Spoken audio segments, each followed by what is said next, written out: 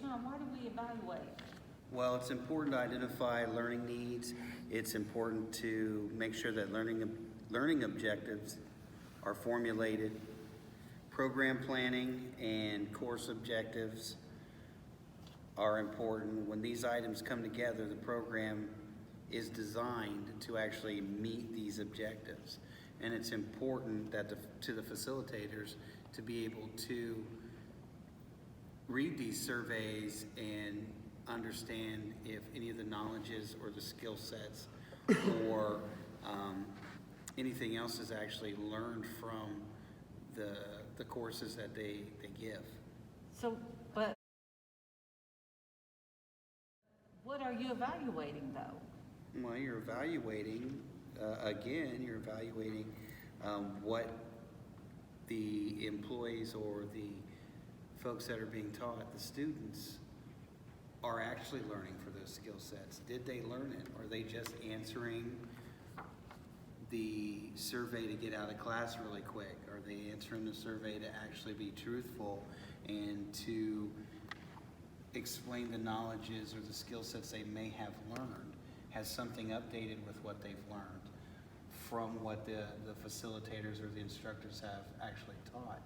If they don't have that, or they don't have that feedback, then they can't properly know how to teach or instruct the next class. Oh, okay. Well, I just would say that the best teaching tool is an evaluation of your own skills, because for most of us, we think we know what we're talking about, and we think we know the subject matter that we are giving to the students. But ultimately, if the students can't take what you teach them, regurgitate it back, and use it, then you wasted your time teaching them. So the evaluation gives you the knowledge that they did take everything that you had and now can use it in the field that you're trying to teach them.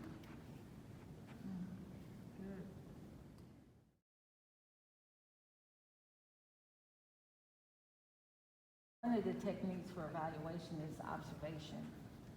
And who normally does the observation? The teacher in the evaluation process. And the most important thing is they have to know what's going on in the room.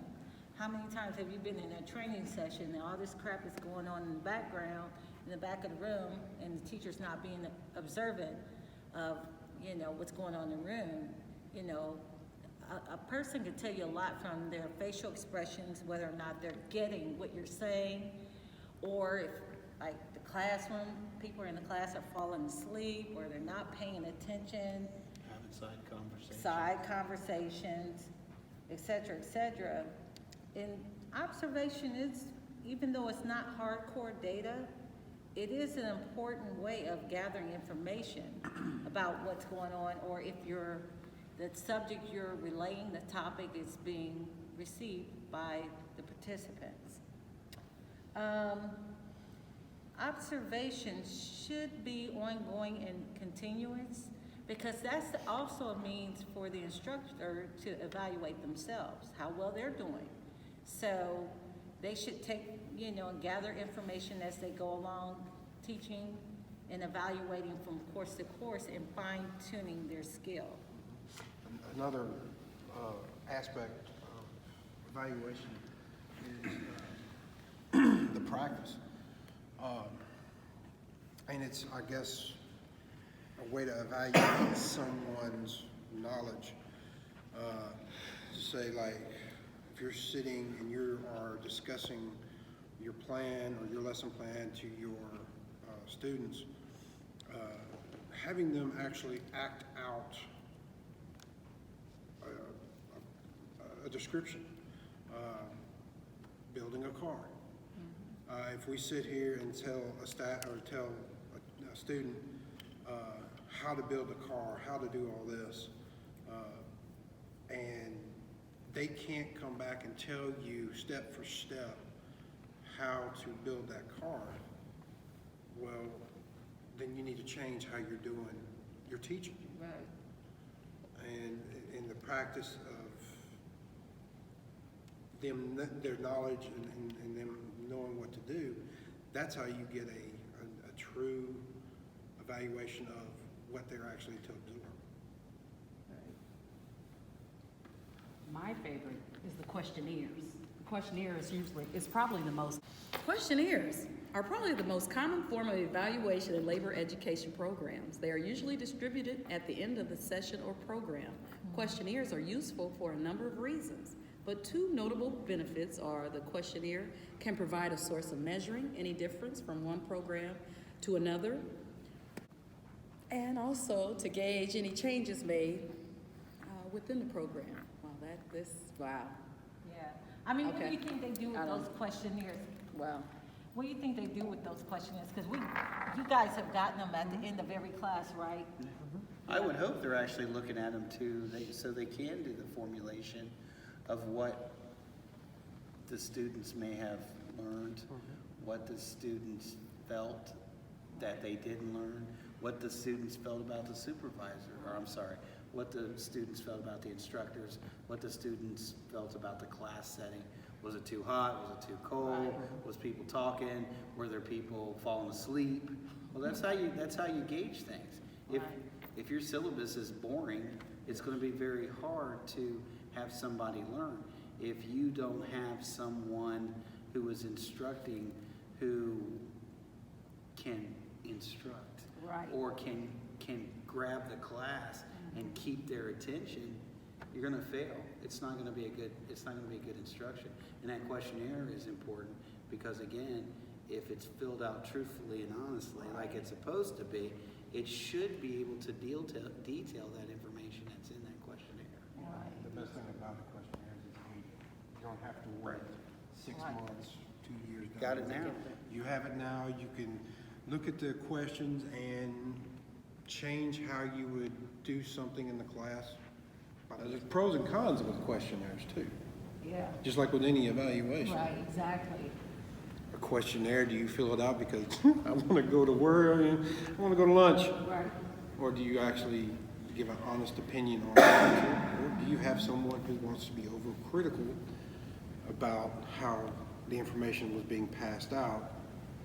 You have to gauge which lens you're looking at the questionnaire, which is a con. You know, it's something that kind of goes against it. You know, there's always some tips for evaluations. For example, like when we're at the end of class, instructors always give us time to fill out an evaluation form. Like yesterday when we had class, they ended early so that we can fill out an evaluation form so they can capture our, opinions of the class and everything like that. So I think that's one good tip for a written evaluation. Next. To get a comprehensive picture of your program, try to ask the same number of questions about both strength and weaknesses. A mixed review can be more accurate and helpful than overly positive or negative responses. So try to evaluate more than one time during the training. If you have a longer training, it might be important during half of the training to get a preview of what some of the folks believe in, or what they believe that they're learning, or what they're seeing. It's important to be able to allow folks to share their comments, whether they're good or bad, pros and cons, and you kind of move forward from that. When it isn't feasible to stop and evaluate a program for different points, use a method of ongoing evaluations, such as observations. Instead of evaluating only at the end of a program, during long programs, it can be difficult to remember important details. Hand out evaluations at the beginning and instruct the learners when and how to fill them out. Give them a few minutes after each session to evaluate the material, presentation, and presenter. Share responses with the group, express your interest in their opinions and ideas by preparing a summary of written evaluations and sending them out to the participants. This will give individuals a sense of how others respond and how their own reactions compare with the overall group response. The last tip that is pretty important for written evaluations is for an instructor to hold on to their evaluations. So that way they can go back later and read over them and improve their skills as they see fit.